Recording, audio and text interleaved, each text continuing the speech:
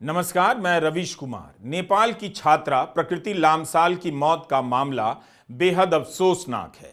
ठीक है कि इस मामले में 6 लोगों की गिरफ्तारियां हुई हैं, लेकिन यह गिरफ्तारी तब हुई जब नेपाल के प्रधानमंत्री केपी शर्मा ओली ने ट्वीट किया, लिखा कि भारत में नेपाली दूतावास के 2 अधिकारियों को नेपाली छात्रों की मदद के लिए ओडिशा भेजा गया है।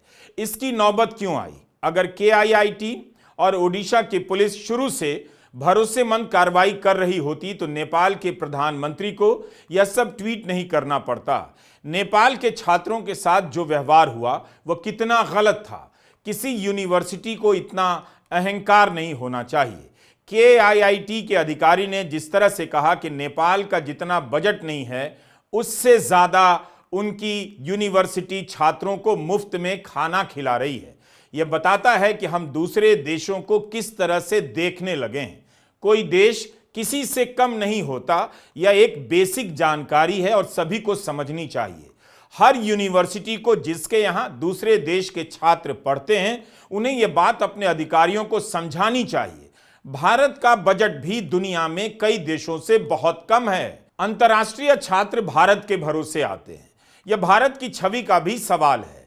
क्यों नेपाल के छात्रों को हॉस्टल खाली करने के लिए कहा गया?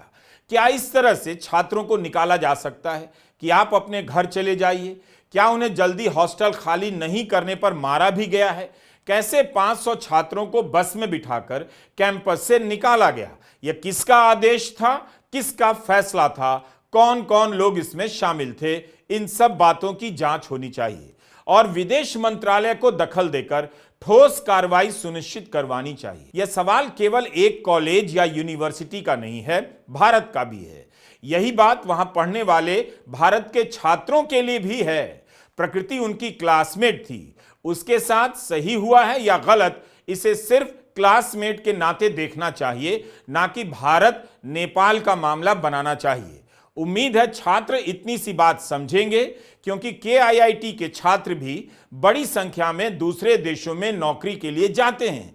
यह उनके लिए भी जरूरी है कि KIIT सभी के साथ बराबरी से पेश आए। ओडिशा सरकार ने एक कमेटी बनाई है और 6 लोग गिरफ्तार हुए हैं।